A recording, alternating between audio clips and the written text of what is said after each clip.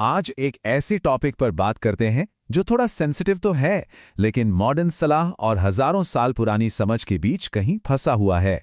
कभी कभी लगता है ना कि शरीर में जान ही नहीं है, किसी काम में मन नहीं लगता, एक अजीब सी कमजोरी महसूस होती है। तो आज इसी एहसास के पीछे की एक वजह को समझने की कोशिश करेंगे। देखिए, हम ब्लड प्रेशर या डायबिटीज पर तो खुलकर बात कर लेते हैं, लेकिन कुछ बातें ऐसी हैं जिन पर आज भी एक पर्दा सा है। और इसी चुप्पी की वजह से न जाने कितने ही नौजवान अकेले ही इंटरनेट पर इसका हल ढूंढते रहते हैं। तो इस मामले पर ना दो बिल्कुल अलग अलग दुनियाएं हैं। एक तरफ खड़ा है मॉडर्न साइंस और दूसरी तरफ है हमारा प्राचीन आयुर्वेद। चलिए देखते हैं कि दोनों इस बारे में क्या कहते हैं। तो यहां जमीन आसमान का फर्क है। मॉडर्न साइंस कहता है कि ये एक नॉर्मल बॉडी फंक्शन है, बल्कि इससे स्ट्रेस भी कम होता है। वहीं आयुर्वेद की दुनिया में इसे जीवनी शक्ति यानी आपकी वाइटल एनर्जी का सीधा सीधा नुकसान माना गया है। लेकिन एक बात तो है, साइंस भी हमेशा बदलता रहता है। याद है, एक जमाना था जब कहा जाता था कि फैट खाना सेहत के लिए बहुत बुरा है, और आज हम गुड फैट्स की बात करते हैं। तो क्या पता इस विषय पर भी आने वाले समय में हमारी समझ और गहरी हो जाए।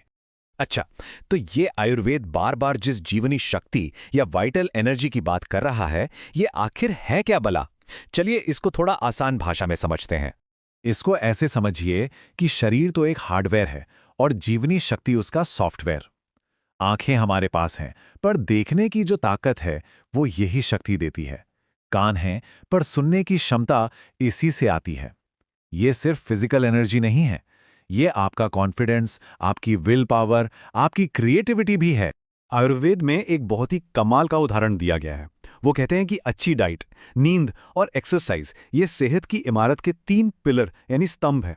लेकिन ये तीनों स्तंभ जिस नींव पर टिके हैं वो है ब्रह्मचर्य यानी आत्मनियंत्रण। अब आप खुद सोचिए, नींव कमजोर हो तो इमारत कितनी भी सुंदर क्यों ना हो, टिकेगी नहीं। हमारे प्राचीन ग्रंथों में तो यहां तक कहा गया है कि इस ऊर्जा का बहुत ज्यादा नुकसान शरीर को अंदर से खोखला कर देता है, जैसे हड्डियों से ही ताकत निचोड़ ली गई हो। यही वजह है कि इसके बाद अक्सर लोग कमर दर्द, सिर दर्द और फोकस में कमी की शिकायत करते हैं। ठीक है, ये सारी बातें तो समझ आ गईं, लेकिन अब सबसे बड़ा और प्रैक्टिकल सवाल कि अगर कोई इस पर कंट्रोल करना चाहे तो करे कैसे? तो चलिए अब मन पर काबू पाने के उन 5 सुनहरे नियमों को समझते हैं जो हजारों सालों से हमारी संस्कृति का हिस्सा रहे हैं। पहला नियम, इस इच्छा को आग समझिए। आप जितना इसमें घी डालेंगे ये उतनी ही भड़केगी। दूसरा, याद रखिए, ये फीलिंग हमेशा नहीं रहेगी। ये एक लहर की तरह है जो आएगी और चली जाएगी, बस आपको थोड़ा सब्र रखना है। तीसरा, अपने मन को एक जिद्दी बच्चे की तरह देखिए। क्या हम बच्चे की हर जिद पूरी करते हैं? नहीं ना, तो मन की क्यों? चौथा, अपने आप को किसी अच्छे काम में बिजी रखिए। खाली दिमागी शैतान का घर होता है। और पांचवा और सबसे जरूरी, हमारा मन एक स्पंज की तरह है। ये वही सोखता है जो हम इसे दिखाते और सुनाते हैं। तो कंट्रोल कीजिए कि आप क्या देख रहे हैं। हाँ, यहाँ एक बहुत जरूरी बात समझनी है। आयुर्वेद जानबूझकर किए गए वीर्यनाश और अनजाने में होने वाले स्वप्न दोष में बहुत बड़ा फर्क मानता है। उनका कहना है कि स्वप्न दोष में जीवनी शक्ति का उतना नुकसान नहीं होता, क्योंकि उसमें आपकी मर्जी शामिल नहीं है। अच्छा, मान लीजिए कि मन पर कंट्रोल आ गया, तो अब जो एनर्जी लॉस हुआ है उसकी भरपाई कैसे की जाए? चलिए अब रिकवरी के कुछ आयुर्वेदिक तरीकों पर नजर डालते हैं।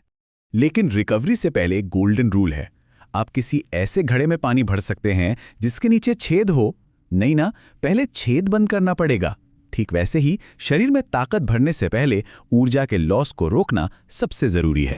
तो जब एक बार कंट्रोल हो जाता है, तब कुछ खास चीजें हैं जो शरीर को फिर से बनाने में बहुत मदद करती हैं, जैसे पके केले और खजूर जैसी मीठी चीजें, दूध और उससे बनी चीजें जैसे पनीर, खोया, मक्खन, और दालों में खासकर काली उड़द की दाल, जिसे जीवनी शक्ति को दोबारा बनाने में बहुत असरदार माना गया है। खाने पीने के अलावा आयुर्वेद में कुछ बहुत पावरफुल जड़ी बूटियों का भी जिक्र मिलता है। इसमें आप कह सकते हैं 3 लेवल हैं।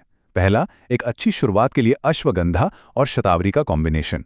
दूसरा, जो इससे भी ज्यादा असरदार है, वो है शुद्ध हिमालयन शिलाजीत। और तीसरा, जो सबसे शक्तिशाली माना जाता है, वो है इन 4 जड़ी बूटियों का मिक्सचर, अश्वगंधा, शतावरी, सफेद मूसली और कौच बीज।